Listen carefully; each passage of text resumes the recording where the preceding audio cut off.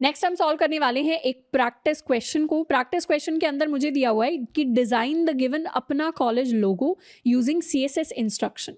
यानी ये अपना कॉलेज का एक लोगो है जो मुझे दिख रहा है, मुझे इसी लोगो को डिजाइन करना है HTML और CSS की हेल्प से।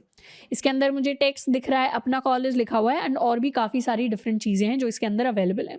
अब सारी की सारी चीज़ें मुझे यहाँ पर ऑलरेडी दी हुई हैं कि सबसे पहले तो अपना कॉलेज लिखना है टेक्स्ट के अंदर, फिर उसका font family league Spartan set कर देना है, कलर सेट कर देना है, अलाइन कर देना है टेक्स्ट को। तो ये सारे के सारे CSS के अंदर चीज़ें मुझे करनी पड़ेगी। तो शुरुआत करते हैं एक HTML फाइल के साथ जिसके अंदर हम अपना कॉलेज लिखने वाले हैं। इसको हम लिख लेते हैं H1 हेडिंग के अंदर। तो मेरी जो पुरानी index.html फाइल थी इसके अंदर मैं बाकी सारा टेक्स्ट जो है उसको रिमूव करने वाली हूँ और यहाँ पर H1 के अंदर मैं लिखने वाली हूँ अपना कॉलेज। इसको मैंने लिख दिया। स्टाइल के अंदर से सारी चीज़ें रिमूव कर देते हैं। अब इसको कर लेते हैं एक बार रिफ्रेश करके मुझे अभी सिर्फ अपना कॉलेज दिखाई दे रहा है। तो एक एक करके अब CSS सेट करना स्टार्ट करते हैं। सबसे पहले बात करते हैं फॉन्ट फैमिली की।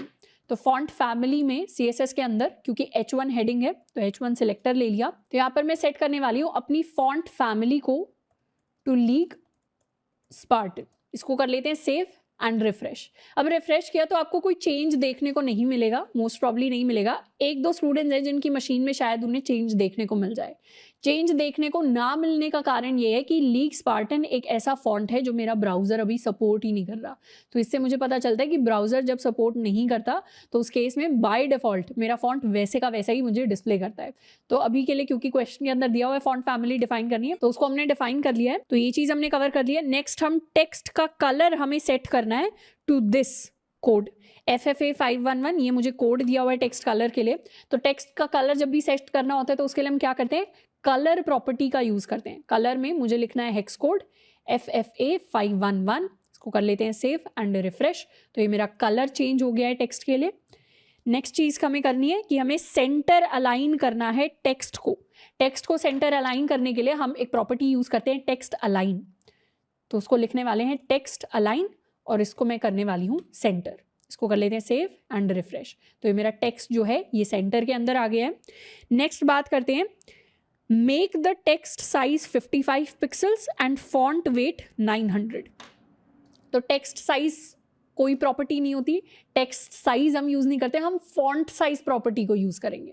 तो हम लिखने वाले हैं फॉन्ट साइज, ये होने वाला है 55 पिक्सल्स के इक्वल एंड फॉन्ट वेट हमें दिया हुआ है एज 900। इसको कर लेते हैं सेव एंड रिफ्रेश। तो अपना college, font weight, font size select हो गया।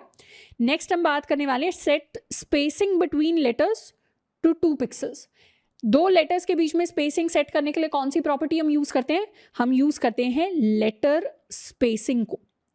तो यहां हम यूज करने वाले हैं CSS के अंदर लेटर स्पेसिंग टू 2 पिक्सल्स। इसको कर लेते हैं सेव एंड रिफ्रेश। तो थोड़ी सी स्पेस हमारे पास बढ़ गई है।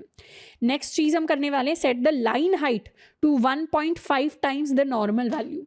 तो यहाँ पर लाइन हाइट प्रॉपर्टी को हम सेट कर लेते हैं टू 1.5। इसको कर लेते हैं सेव एंड रिफ्रेश। अच्छा एक और चीज, जैसे यहाँ पर जो मुझे लोगो दिखाई दे रहा है उसमें अपना ऊपर है एंड कॉलेज नीचे है, दोनों अलग अलग लाइंस में।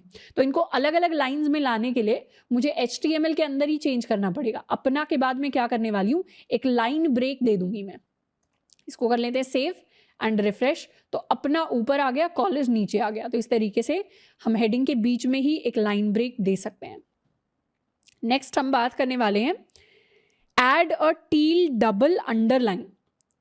ये थोड़ा सा कॉम्प्लेक्स लग सकता है। टील यहाँ पर क्या है, एक कलर है, टील कलर दे दिया है। डबल अंडरलाइन, अंडरलाइन कैसे ऐड करते हैं, अंडरलाइन ऐड करने के लिए हम यूज करते हैं टेक्स्ट डेकोरेशन का। तो मैं लिखूंगी टेक्स्ट डेकोरेशन। पहले मैं कलर लिख सकती हूँ, टील, डबल लिख सकती हूँ एंड देन अंडरलाइन। तो इसको लिखते हैं text decoration teal double underline. इसको कर लेते हैं सेव एंड रिफ्रेश।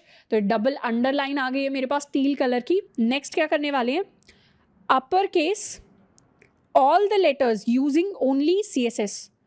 तो सारे के सारे जितने भी लेटर्स हैं अभी के लिए क्या है, ये कैपिटलाइज्ड फॉर्म में है, यहाँ पर फर्स्ट लेटर कैपिटल है और उसके बाद वाले सारे लेटर्स स्मॉल है। मुझे क्या टास्क दिया हुआ है कि मुझे सारे के सारे लेटर्स को अपर केस में कन्वर्ट करना है, यानी सबको कैपिटल बनाना है, पर मैं HTML में कैपिटल नहीं लिख सकती। तो उसके लिए मैं क्या कर सकती हूँ, उसके लिए कोई ना कोई CSS प्रॉपर्टी होगी। तो अब यहाँ पर हम एक्चुअली यूज़ करने वाले हैं गूगल का। तो ये सिचुएशन आप बहुत बार फेस करेंगे जब भी आप कोडिंग कर रहे होंगे कि आपको कुछ ऐसा काम करना होगा जो अभी तक आपने सीखा नहीं है, बट आपको डिस्कवर करना है कि उस काम को आप कैसे कंप्लीट कर सकते हैं। तो फर्स्ट टाइम हम थोड़ा प्रॉब्लम सॉल्विंग को इस तरीके से करने वाले हैं। तो यहाँ पर अगर मुझे डिस्कवर करना है कि कैसे मैं अपने सारे लेटर्स को कैपिटल बना दूं विद CSS, तो उसके लिए मैं सर्च कर सकती हूँ how to make all my letters capital using CSS। तो जो भी मेरे दिमाग में क्वेरी थी उसी को मैंने गूगल सर्च किया है। गूगल सर्च करके यहाँ दिख रहा है you can use text transform upper case in your CSS selector.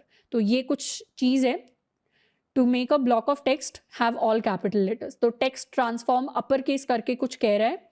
तो मैं अगर यहाँ पर लिख दूँ टेक्स्ट ट्रांसफॉर्म, ये कोई प्रॉपर्टी इसने बताई है जिसमें मैं लिख दूँ अपर केस। इसको कर लेते हैं सेव एंड इसको करते हैं रिफ्रेश। तो मेरे पास सारे के सारे लेटर्स अपर केस में आ गए। अब जनरली जहाँ अपर केस होता है वहाँ लोअर केस भी कुछ ना कुछ होता है। तो ये लोअर केस में सारे के सारे स्मॉल के अंदर आ गए, बट मुझे अपर केस चाहिए तो मैं लिख लेती हूँ अपर केस। इसको कर देते हैं सेव एंड रिफ्रेश। तो मेरे पास वही सेम लोगो तैयार होकर आ गया है जिसके साथ हमने स्टार्ट किया था। ये सेम लोगो आ गया है। स्क्रीनशॉट की वजह से हो सकता है ये वाली लाइंस का कलर आपको डिफरेंट दिखाई दे, but actually this is the same teal colour. तो इस तरीके से हम CSS को यूज करते हैं। CSS के काफी सारे बेसिक्स को हमने कवर कर लिया है एंड इसके बाद और भी बहुत सारी डिफरेंट चीजें हैं, डिफरेंट डिटेल्स हैं CSS के अंदर जिनको हम धीरे धीरे करके पढ़ने वाले हैं।